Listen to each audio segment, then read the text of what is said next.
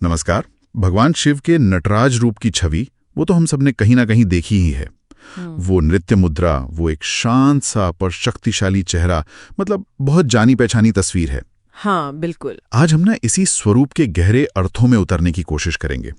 एक लेख है नटराज शिव, सृजन, विनाश और अज्ञान पर विजय, उसके कुछ विचारों के आधार पर। और खास तौर पर ये समझने की कोशिश करेंगे कि शिव के पैरों के नीचे वो जो एक बौना दबा हुआ दिखता है, वो आखिर है कौन और क्यों है। हाँ, ये बहुत दिलचस्प सवाल है। और एक तरफ सृजन, दूसरी तरफ विनाश। सही। जैसा आपने स्रोत का जिक्र किया, हाँ। उसमें भी आनंद तांडव यानी सृजन का नृत्य और रौद्र तांडव विनाश का। हाँ। नटराज को ज्यादातर आनंद तांडव से जोड़ते हैं। अच्छा। पर बात सिर्फ दुनिया के बनने बिगड़ने की नहीं है, यहाँ गहरे आध्यात्मिक और मनोवैज्ञानिक पहलू भी हैं। आज उन्हीं को थोड़ा खोलेंगे। बढ़िया। तो चलिए इस स्वरूप को थोड़ा और गौर से देखते हैं। स्रोत के अनुसार नटराज की 4 भुजाएं हैं और वो एक अग्नि के घेरे में नाच रहे हैं। ये घेरा ब्रह्मांड का प्रतीक है। हाँ बिल्कुल, सृष्टि का, ब्रह्मांड का प्रतीक।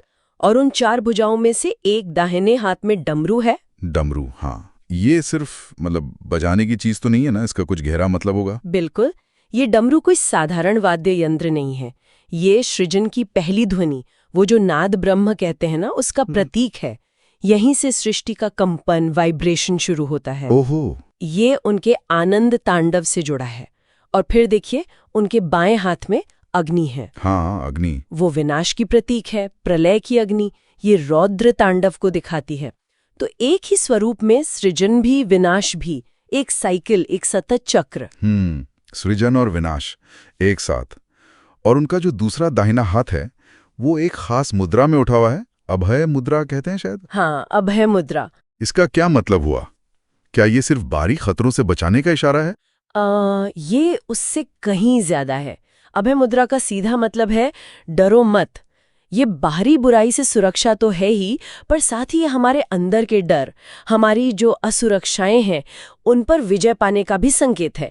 एक तरह का आंतरिक आश्वासन। अच्छा, अंदरूनी डर पर भी। ये दिलचस्प है। और फिर वो उठा हुआ पैर, मुझे हमेशा लगता था ये सिर्फ डांस का एक पोज है। स्रोत कहता है ये सार्वभौमिक स्वतंत्रता का प्रतीक है। हाँ, नृत्य का हिस्सा तो है ही, पर इसका प्रतीकवाद गहरा है।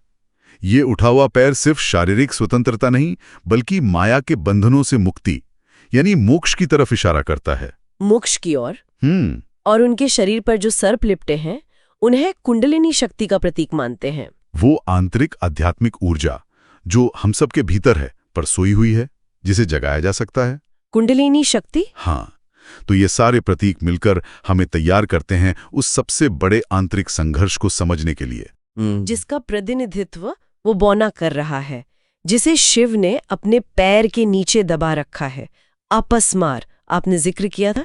स्रोत में उसकी कहानी भी है, जो इस प्रतीक को एकदम जीवंत कर देती है। बिल्कुल। बताया गया है कि वो एक बौना राक्षस था और बहुत घमंडी, अपनी शक्तियों पर बहुत गुमान था उसे। हाँ, अपस्मार, उसे वरदान मिला था कि वो किसी की भी चेतना, याददाश्त छीन सकता है। और इसी शक्ति के नशे में वो अहंकारी हो गया, सबको परेशान करने लगा, सोचता था उसे कोई हरा नहीं सकता। और कहानी फिर बताती है कि कैसे कुछ अभिमानी ऋषि थे जो शिव पार्वती के भिक्षुक रूप से चिढ़ गए थे। उन्होंने अपस्मार को अपनी सारी शक्तियां दे दी और शिव पार्वती पर हमला करने भेज दिया। हाँ, और अपस्मार ने जाकर माता पार्वती की चेतना लुप्त कर दी। ओह। यहीं पर बात गंभीर हो गई। ये देखकर शिव को क्रोध आया। उन्होंने अपना डमरू लिया और 14 बार बजाया। कहते हैं उसकी ध्वनि इतनी तीव्र थी कि अपस्मार बेसुध होकर जमीन पर गिर पड़ा। 14 बार। तब शिव ने अपना वो विराट नटराज रूप धारण किया और अपने दाहिने पैर से अपस्मार को जमीन पर दबा दिया।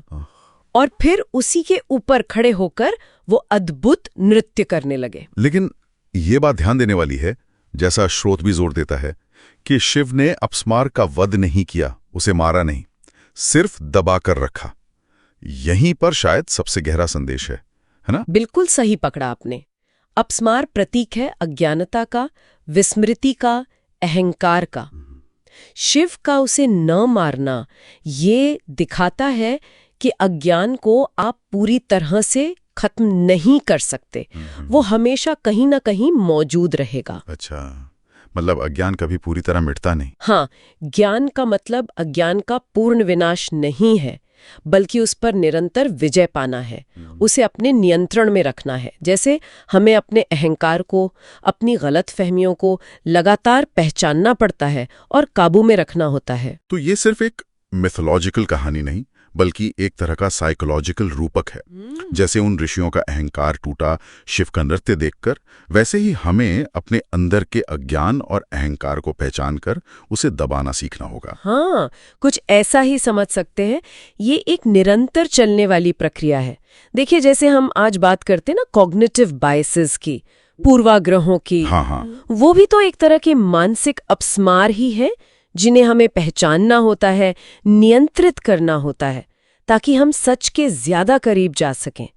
अज्ञान को पूरी तरह मिटाना शायद संभव नहीं, पर उसे अपने ऊपर हावी ना होने देना, यही असली साधना है।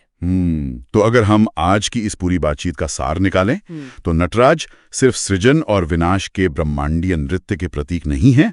वो स्वतंत्रता, आंतरिक ऊर्जा के जागरण और सबसे अहम अज्ञानता और अहंकार रूपी हमारे अंदरूनी दानव यानी अपस्मार पर निरंतर नियंत्रण और विजय पाने के प्रतीक हैं। एकदम सटीक कहा। और यहीं से हमारे लिए एक सोचने वाली बात निकलती है।